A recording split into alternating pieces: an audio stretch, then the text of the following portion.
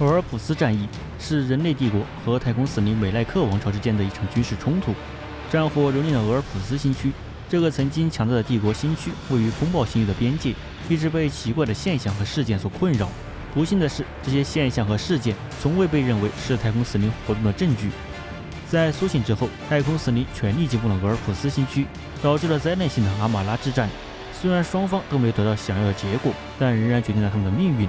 尽管阿玛拉遭受了灾难性的损失，但冲突仍在持续。帝国目前正在从俄尔普斯星区撤出所有战略资产，希望能够遏制太空死灵，并让其陷入困境，以便发动全面的远征。直到今天，俄尔普斯战役仍然是一个黑暗的例子。如果不迅速识别和处理太空死灵的威胁，整个帝国将会面临什么样的后果？从后来的调查发现，俄尔普斯星区的部分似乎是在遥远的过去美赖克王朝的领地上创建的，这是寂静王为表彰他们在天堂之战中做出的贡献而授予他们的。众所周知，许多前帝国遗迹被发现显然是起源于异形的，但没有异形考古学家将其与巨王者文明联系起来。虽然美赖克的核心世界被认为位于人类帝国领土之外，但很明显一些外围行星已被人类殖民。俄尔普斯星区遭遇了许多奇怪的现象，整个舰队消失，数个世界陷入沉寂，但审判庭却从未将这些事件联系起来。在其他情况下，异形审判庭的审判官也许会及时发出警报，消灭美赖克王朝。但由于俄尔普斯星区牢牢掌握在恶魔审判庭手中，审判庭中专门追捕混沌的仆人及其恶魔实质的部门。在第41个千年末，俄尔普斯星区因亚空间活动的增加而削弱。一旦安全的亚空间路线因风暴而变得危险，所有人都会受到亚空间引起的噩梦困扰。在凯马瑞姆2号世界，整个朝都都屈服于看似具有传染性的疯狂和绝望浪潮，社会秩序迅速瓦解，疯狂迅速蔓延到其他城市。像无尽潮汐和爬行黑暗这样的混沌教派，在黑暗先知南恩克9年的指挥下迅速崛起。随着内战在凯马雷姆星系的其他星上爆发，当第一份报告发布时，人们将责任归咎于混沌力量或灵族海盗，而不是太空死灵，这是可以理解的。数百万年以来，太空死灵的美赖克王朝一直处于沉睡状态。在此期间，1万年过去了，人类帝国在银河系中崛起。据说美赖克王朝的觉醒大致与一种不寻常的恒星现象同时发生，该现象被记录在哈罗少战戒备森严的机械教前哨战，事件为卡拉克尔星系的灭亡。卡拉克尔是一个双星系统，但它的2个太阳都在机械教贤者们的预期中迅速退化并成为超新星。这些现象并没有引起进一步的问题，但亚空间内却发生了不寻常的事。一股巨大的波浪在亚空间中荡漾，消灭了困扰俄尔普斯星区几个世纪的亚空间湍流，其中只有该区域东部的亚空间风暴呼啸漩涡未受到影响。而在整个俄尔普斯星区，数百名星语者瞬间死亡，身处亚空间中的虚空飞船被分成2半。没有贤者、学者或审判官能够猜到这些事件实际上是相互关联的。虽然亚空间波涛并不是一件武器，但它已经削弱了脆弱的帝国通讯网络。当攻击来临时，其凶猛程度和速度是出乎所有人意料的。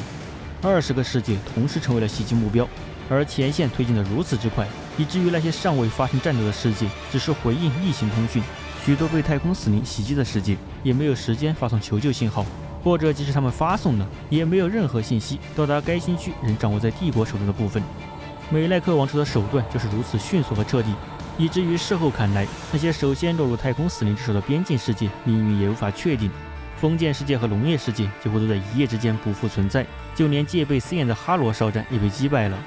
总而言之，在俄尔普斯战役的最初几天，帝国失去了近60个有人居住的行星、前哨站和殖民地。但直到太空死灵靠近俄尔普斯新区中心的审判庭要塞世界阿波里昂时，入侵的警报才被拉响。一艘被烧毁的黑船完成了前往阿马拉的危险航行，并向该星区的首都世界发出了警告。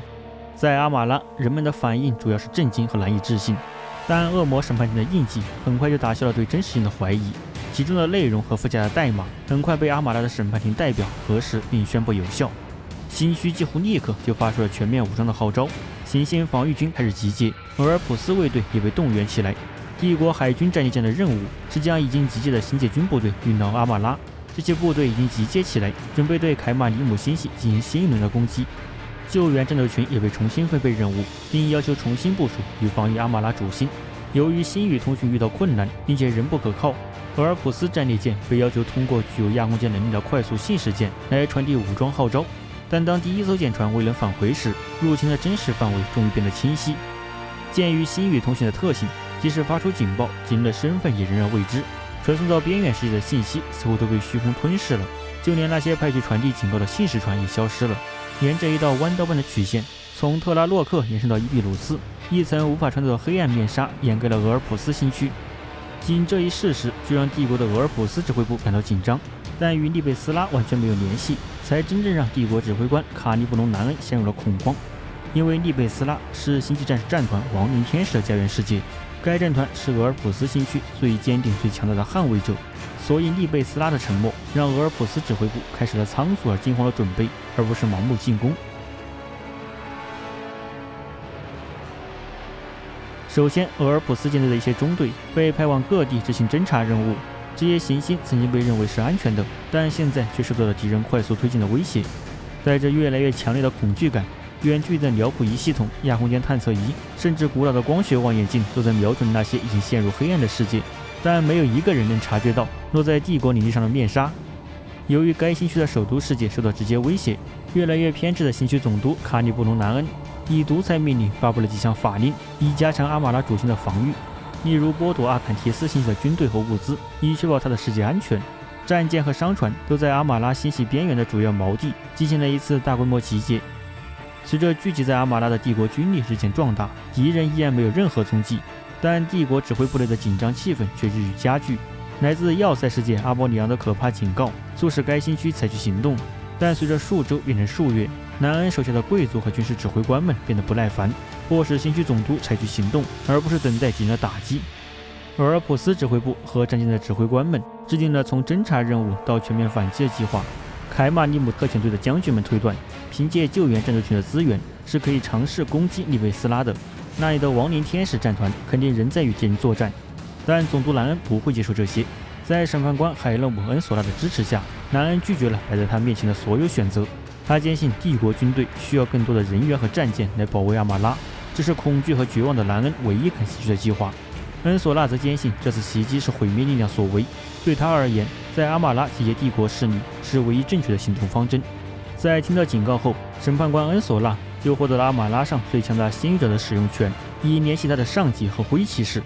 除了混沌诸神之外，还有谁能够平息亚空间？都是用通过亚空间阻碍对手了。还有谁能够将整个星系涂抹在阴影中，从而保护战场免受帝国的目光？这种推理将被证明是一个悲剧性的错误，并会在战争后期带来血腥的回报。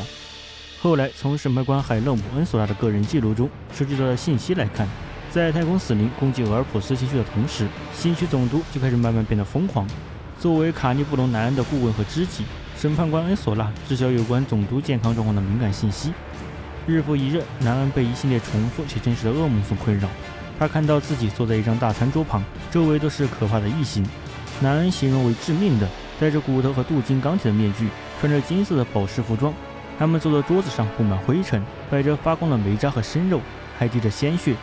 唯一一个披着人皮的异形似乎在享受这场盛宴。他抓着生肉，将血淋淋的肉块涂抹在他扭曲的面具上，但他无法咀嚼渴望的食物，也无法喝下酒壶里热气腾腾的血液。其他人静静地注视着兰恩，他坐在一个可怕的领袖面前，而兰恩不敢正视他。其中一个静静地邀请兰恩品尝这道奇怪的饭菜，所有的目光都充满恶意地盯着他。这时，一个戴着兜帽、身着裹尸布的人影凭空出现在他身后，在他耳边低声说道：“这个世界曾经属于我们，却被你们侵占，现在又属于我们了。我们赖以生存的世界已经被净化了，这片曾经走过的世界，现在我们将再次踏上。按照仪式的要求，你将获得一轮苍白的星星，为梅莱克的到来做好准备，宴会将再次举行。”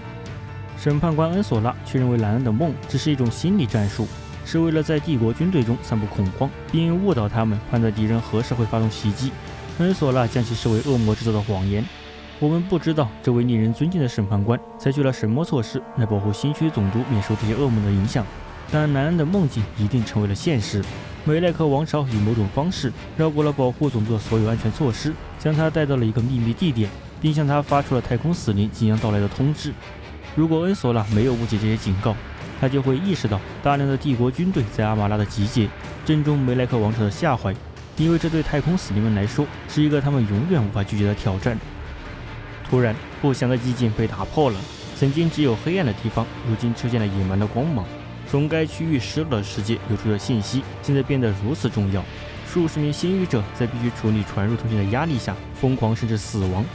频道中充满了求救呼叫和垂死的死亡尖叫，在重叠的时间里扭曲，就好像新语信息是在亚空间中冻结了几个月后才被释放出来。扫描仪和检测设备显示，遮蔽区域的边界出现了奇怪的能量高峰，奇怪的辐射和粒子风暴正沿着新区的亚空间路线传播。这种通讯甚至侵入了安全的通讯频道和网络，一阵刺耳的胡言乱语被逐渐消失的痛苦尖叫声和一遍又一遍重复的美奈克来了所掩盖。无论恶意信号进入何处，通信系统和机械都会突然出现故障，电磁传染会导致其发生故障或完全关闭，沉思者会僵住或陷入死循环，而基普会被逼疯或进行杀戮。任何用于防止的措施很快就被证明是毫无用处的。机械教的技术神父决心使用电流净化来使他们的机器和仪器免受这种影响。这一行动成功创建了一道防火墙，阻止了信号对俄尔普斯新区最敏感的通信网络造成严重损害。但帝国通信系统仍花费了数周才从攻击中恢复过来。在埃拉菲尔和仲冬等一些行星上，信号在公众通讯网络中持续存在了很长时间。它用奇怪的闪烁符号和痛苦呼喊轰炸恐惧的帝国公民，导致了大规模的疯狂、骚乱和起义，让当地执法部队和帝国统治者不得不进行残酷镇压。随着面纱最终被揭开，这场灾难的惨烈程度第一次得以确定。在阿波里昂，恶魔审判庭堡垒的痕迹都被抹除了，这颗行星也早已支离破碎。在被自己的卫星击中后，大陆的碎片现在作为一条新的小行星链围绕着球体旋转。战区指挥部的担忧很快得到了证实。扫描显示，利贝拉斯上曾经矗立着数百座大教堂来纪念受祝福的死者，现在只剩下了一个由冷却熔岩和火山灰组成的炙热沙漠。亡灵天使强大的堡垒修道院已经被攻破，并且已经被这颗星球的炙热之血所淹没。该区域最强大的守护者已经不复存在。当这个消息传遍整个星系时，恐慌开始爆发，几个世界甚至完全达到了无政府状态。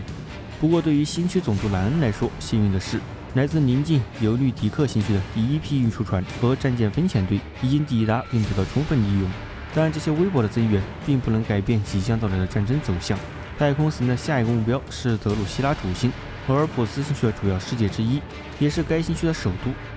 袭击当天，太阳未能如常在这颗注定毁灭的星球上升起，与其他世界和舰队的所有联系都突然停滞，直到一条孤独的星语消息打破了漫长的沉寂。逐渐淡去的星语中继云信号诉说着，一股可以将人冻死的寒冷降临在了朝都世界上。还有用闪耀着黑色光芒的金属制成的奇怪方尖碑和尖刺状金字塔从那濒死行星的地表下钻了出来。紧跟着这一灾难的发生，随着恐惧的传播，最新的求救信号和紧急报告从未知的舰船上发出，在整个俄尔普斯星区的中心部分都可以接收到。塔里斯要塞，那座守卫着隆冬星轨道上海军船坞的强大的拉米利级星体要塞。报告说，有未知战舰对星系展开了大规模袭击，还有奇怪的金属异形，造型就像死亡幽灵，在穹顶和下层甲板中打开杀戒，然后隆冬星就被切断，陷入了沉寂之中。但即使新区正在它的周围陷入崩溃，新区总督卡利布隆南恩仍然拒绝采取任何积极行动，而只是藏身于他在宫廷地下深处的地堡里，等待着他聚集起来的庞大军队。那数以千万计的武装部队和几百艘战舰都留在原地，守卫着新区首都。阿马拉周围的星系一个接一个地发出求援信号，但是都被无视了，他们的信号都被切断，陷入沉寂之中。很快，这沉寂又被闪亮高明的脉冲所代替，星体火焰燃烧着，最后又归于熄灭。每一次都标志着一个国度已经不归于人类的掌控了。现在，从首都次星区发出回响于宇宙中的，只剩下阿马拉向帝国求援的信号了，因为其他的所有信号都最终受到干扰，然后被切断了。血腥白日结束了，俄尔普斯新区已经被切成了两半。在不到100个标准天里，这场进攻就已经吞噬了超过半数组成俄尔普斯新区的恒星系们。它在规模庞大的区域内激起了恐慌，导致了数十亿人的死亡。侵略者的所作所为令他们面前的一切都陷入了混乱。随着新区中的部队被击败和分散，残酷的战斗变为了绝望的撤退，继而撤退又变成了混乱无序的溃退。入侵者们先前蹂躏了诸多世界，夺取了一次又一次的胜利。现有的帝国军队除了拖延敌人的猛攻或阻止他们前进之外，再也进行不了其他反扑。但在这之后，入侵者们似乎莫名其妙地停了下来。在阿马拉世界上，在新区指挥官兼总督卡利布隆南恩及其军事议会的监督下，所有可用的部队都被集中起来，并迅速集结。没人知道这种进攻暂停的状态会延续多久。但随着时间流逝，进攻并未到来。南恩日益加剧的偏执和看似精神不稳定的状况，对阿马拉防御部队所制定的作战计划与军力部署产生了重要影响。为了响应南恩的呼救，从俄尔普斯新区之外赶来的援军已经抵达，他们大部分都被直接输出到阿马拉进行备战。尚未被战争所触及的阿坎提斯新群和新区东部各个世界上的当地部队也被命令全员离开防守位置，并且同样被重新派往阿马拉，这削弱了他们母星所受到的保护。此举严重损害了士气与行星政府的政治稳定，在很多次情况中都导致了公开叛乱，其程度严重到需要政战司进行残酷处理。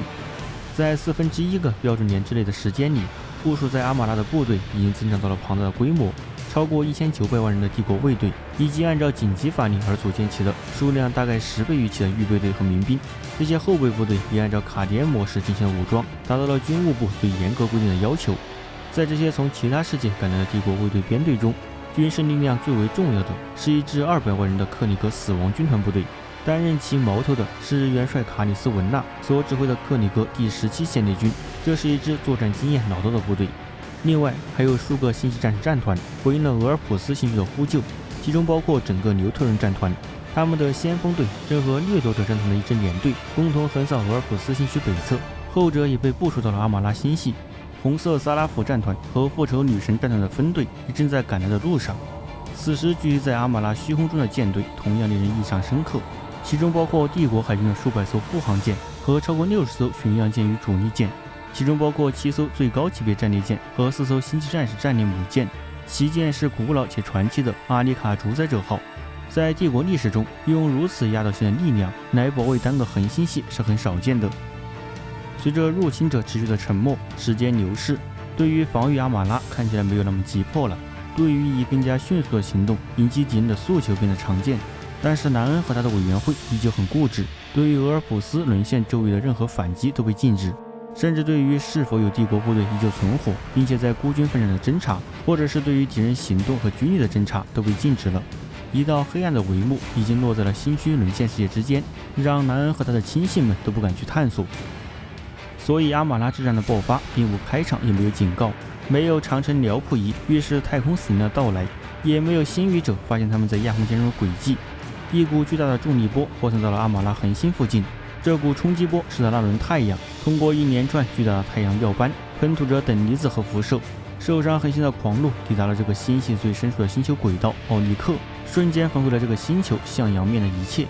在阿马拉星系内的感应网络和辽普扫描仪都被致盲了，音震通讯被淹没了，对于受难恒星的电磁嚎叫全无防护而变得无用。这股太阳风暴导致了疑惑和骚乱，直到盘旋于阿马拉主星深空轨道的哨兵4号战斗空间站，在一阵急剧膨胀的燃烧气体和融化残骸中爆炸过后，才意识到他们翘首以盼的攻击终于降临了。太空死灵已经释放了他们的暴露。庞大的帝国战斗舰队还在阿马拉3号的舰队下锚地。常规情况下，此处最适合用来拦截通过亚空间进入星系的舰船。他们迅速启用了后备系统和光学传感器来观察这场破坏。他们惊恐地发现，一支由未知舰船组成的黑色舰队在燃烧的空间站显露了身影。那些船只在短时间内以几乎不可能的速度接近了阿马拉主星，没有什么能够阻止他们，甚至连预警也不可能，因为敌人已经来到了城墙之内。当舰队从沉睡阶段启动其强大的引擎时，这个流程的耗时是阿马拉主星难以应对的。阿尼卡主宰者号和他的姊妹舰无能为力地看着阿马拉周边喷起的金色或是琥珀色火焰，轨道雷区和武器平台正在被黑色镰刀状以及长矛状的异形入侵者荡平。那么多心血和时间所构成的防御正在被有条不紊地荡平。哨兵2号过后就是哨兵1号，每一个战斗空间站都拥有着一个巡洋舰中队的火力，也都被轰成了燃烧的废渣，如同凶险恶兆般悬挂于阿马拉主星的夜空之中。